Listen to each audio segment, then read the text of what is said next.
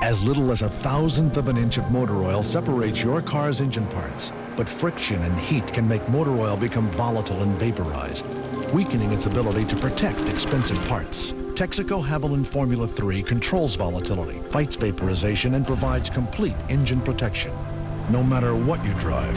Add more life to your car. Take it to the star. Get a Dream Team basketball with a 12-quart Havoline Formula 3 or 6-quart Havoline Synthetic purchase. With new spark plugs, you get improved performance for a while. But only Bosch Platinum has a pure platinum center electrode that's heat fused. So Bosch Platinum reaches its self-cleaning temperature faster for full engine power and improved fuel efficiency over a longer performance life. Which means you'll replace a lot of other things before you change your Bosch Platinums. Bosch Platinum, the ultimate spark plug. Connors, McEnroe, Jimmy and Mac are back, and they're ready to raise a racket. Coverage of the challenge presented by Quality Inns begins July 6th on ABC Sports. More racing for you. Bobby Rahal gets in trouble, just comes right off the course. You know what? That's in the same spot where he lost the position to Al Jr. And he just got passed there by Parker Johnstone. He must be having a problem and get out on those marbles. I don't know what it is, but that's the second time he's lost a spot in that position. Well, next Sunday, 1 week from today, we'll have more racing for you here on ABC Sports. First of all, it will be the Cleveland IndyCar Grand Prix at the Burke Lakefront Airport in Cleveland, Ohio. And then from Talladega Superspeedway, it's the second test of the International Race of Champions. That's all next Sunday, right here on ABC Sports. So Bobby Rahal, a quick off and on, and as we look at it again, maybe we can figure out what happened, Danny. Well, he's in that same spot where he was leading Little Al. He comes back. He's in the track there. He goes in. He brakes. The car just comes back out a little bit under braking. He was trying to get in too deep, locked up those rear tires. Smart move. Kept it under control. Went on the grass. Got it back on. But unfortunately, he dropped down another spot. You hop off the brakes just as you're coming off the grass. That's what it looked like. Just as you're going onto it, so it doesn't lock him up and spin the car around on the grass. So Bobby Rahal, who was in a good position, now drops down to 6th place as Parker Johnstone moves into 5th. Al Unser Jr. is still 4th. Gil de Ferran has just flashed across the line, completing his 89th lap. So we're counting down into the final 10 laps of this race now. Alex Zanardi is still the leader. And if he continues his lead to the finish, then he will join Al Unser Jr. as another driver who scored his very first win here at Portland. And of course, if Bobby continues, those cars that you saw, that's him right there, all those cars that were lined up behind him, those are all for spots. So they're trying to close down on him. So Bobby at this point has to feel a little vulnerable. He's twice had the same problem. In the same spot. So he's got to turn the wick up a little bit here and drive harder for these last 10 laps. Coming back up to the front of the field, Alex Zanardi is still the leader by 8 seconds. There is Zanardi's bright red Target car. And you look 8 seconds back, that bright yellow car, that's the Pennzoil car of Gil de Ferran, followed by Christian Fittipaldi, and then Al Unser Jr. Gary? Alex Zanardi, of course, Paul, is visiting Portland for the very first time. He's a man who makes his home in Monte Carlo, which has to be considered one of the glamour spots of the world. But he has absolutely fallen in love with this part of the Pacific Northwest this week. He said he loves the beaches he had a chance to visit, the forests, the mountains that are snow-capped. He said, I'd like to live here. He wins this race. He may move in next week. Well, he can certainly afford to. Al Unser Jr. working on Christian Fittipaldi. You got a glimpse of Roberto Moreno's car off the course. He's abandoned that car, and so he is out of the run. When we come back, can Alex hold on to the checker?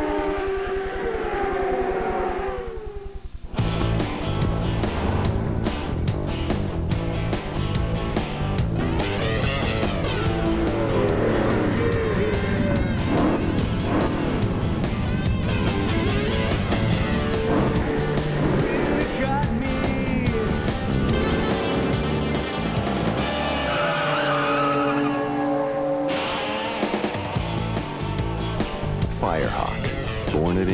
driven everywhere.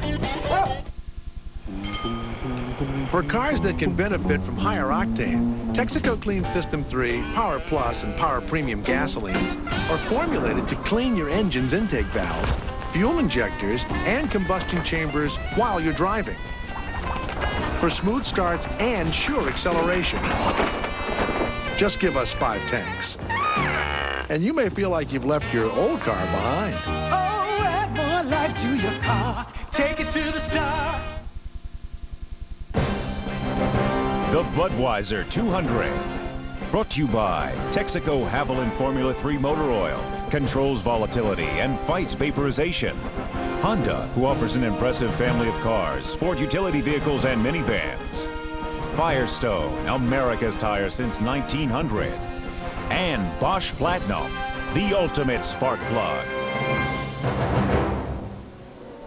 6 laps to go at Portland. Alex Zanardi is the leader. Al Unser Jr. really anticipates the possibility of getting around third place Christian Fittipaldi. He has been all over him the last couple of laps, and you can see too that they together, Christian Fittipaldi and Al Unser Jr., are closing down on DeFerrin. I don't know if Al really thinks he can get by. He's running a little wide there, but what he's trying to do is stay all over Christian and force him into a mistake. Like he did earlier with Bobby Rahal. I think he just wants to, keep there, let him know he's there, that Christian's got to keep going and see if he can make something happen toward the end of the race. Well, at least once he was able to pull up and tuck the nose almost underneath the rear wing of Christian Fittipaldi. He's dropped back now. Look at that interval. It registers in at 10.1 seconds on the EDS scoring computer. The interval first to second. And Christian is definitely closing on DeFerrin.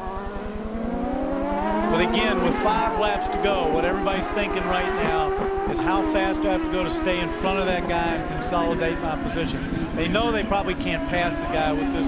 They've been trying all day long and haven't made any headway.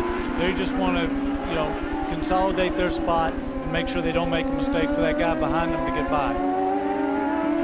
Well, with the rain and everything here today, well, now, sorry, Paul, but now it looks like Christian's pulled away from Little Al and going after DeFerrin a little bit. Yeah, but DeFerrin and Christian have kind of maintained approximately the same interval through there. You wonder if Little Al doesn't have something wrong.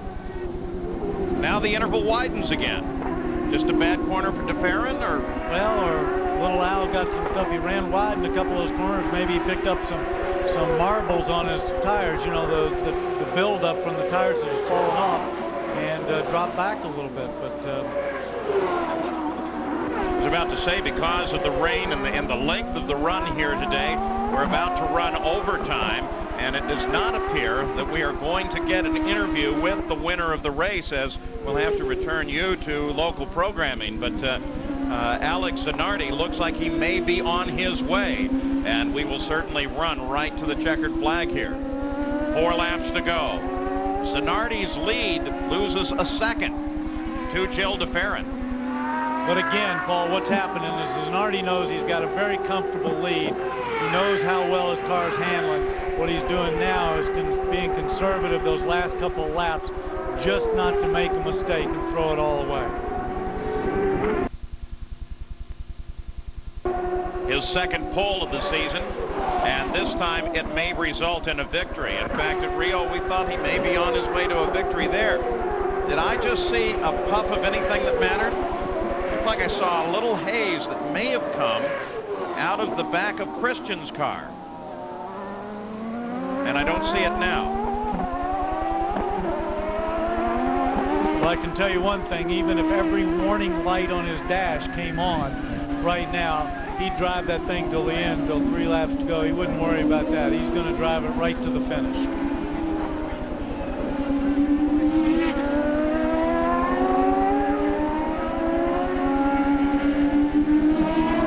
Christian Fittipaldi closes once again on Gil DeFerrin. What I saw must have just been a mirage, because it looks like he is fully under power now without any problem whatsoever. Reaches out, pulls a tearaway off the helmet. Christian Fittipaldi still chasing DeFerrin. And Zanardi is still losing his lead position just a bit. Lost 2/10 on that last lap. Hey, there's Joe Montana, part of the Chip Ganassi team. And you know what? Every time he shows up at a race, the team wins. I think I'd make sure he got here at every race. Well, if I... Yeah, but does that explain something from football? I mean, it really wasn't a team effort. It was just Joe. You show up, you win. I'm sure everybody wishes that it was that easy, but Zanardi's dropping a couple of tenths there, but he's just driving very conservatively. He's got 2 laps to go. He knows those guys can't close it down. Even if they did, they'd still have to find a way to pass. Now the sun begins to shine on Zanardi. He'll see the white flag indicating 1 lap to go next time by, Gary Gerould. You mentioned Joe Montana. It's funny, back in that brief rain shower we had when so many teams were trying to decide, should you go to the rain tires, stay on the slicks? Joe Montana was the only unflustered, unruffled guy down here. He was walking around, wasn't looking for cover, didn't need an umbrella. You could almost see him saying, hey, what's a little sprinkle to a guy who used to play for the big bucks in the rain? He's got another winner here going today, no question. So as Alex Zanardi starts his final lap, we'll continue to track those battles behind the lead of the race. And Zanardi, looking for his very first win in the Indy cars, comes out of Formula One. Has a faltering start in the first race of the season, sits on the pole at Rio, and finally looks for a win. There's second place. And third place, Christian Fittipaldi, with Al Unser Jr. well back now. None of the top 4 in contest. Parker Johnstone sits in 5th position, followed by Ray Hall, then Ribeiro, then Mark Blundell, then Stefan Johansson, and Robbie Gordon. But here's the man of the hour as he makes the final turn around the carousel here and on to the main stretch. And Alex Zanardi, as he looks ahead, takes it way over to the right, and then comes over to take the checkered flag, as Alex Zanardi has taken the win here. And they all come over and off the edge of the course as they finish. There's the standings. We gave them to you on the final lap. They remain the same. Zanardi, Farron, Fittipaldi. Looking down through unofficial results here. And if he hot puts it around, maybe we will have a chance to talk with Alex Zanardi. But he becomes the second first-time winner. Both of them at the time were driving for Ganassi. Zanardi today and Al Unser Jr. earlier. Going back last year, he is the 5th first-time winner in the last 14 races. Now let's take a look at the points now. While the teammate to this car, Jimmy Vasser, still remains in the points lead. But boy, it has closed down substantially, and Jimmy Vasser is losing ground quickly. Michael Andretti with a good run, not what he had hoped for, but still, he remains in the fight here today. Well, he's got to feel just ecstatic, right? I mean, what a feeling right now. And I think that I've got to pick Alex Zanardi as Sully's star. He did a great job. Pole position, was fast all weekend, had never been here, and drove absolutely faultless race. So Alex Zanardi is going to roll to a stop, and hopefully he will come to a stop quick enough that we can get word with him. Jack Arute is right there as Alex Zanardi comes flying around the corner and into the winner's circle. He knows exactly where it is. Jack Arute. He certainly does. Shuts the engine off. He's going to try and get out of it. We're going to try and get a quick word. Get things disconnected here. Alex, congratulations. Well, it feels great. I'm so happy for the Target team, for everybody. Chip Ganassi, Morrisano, and all the guys that did an amazing job this weekend, and it feels great. It certainly was an amazing run. He started on the pole. He ran so well. And today, he's victorious here in Portland. A road course, a Formula One veteran.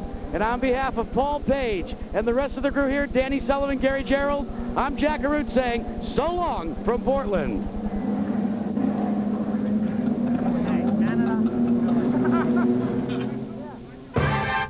Saturday on ABC's Wide World of Sports, members of our Olympic swim team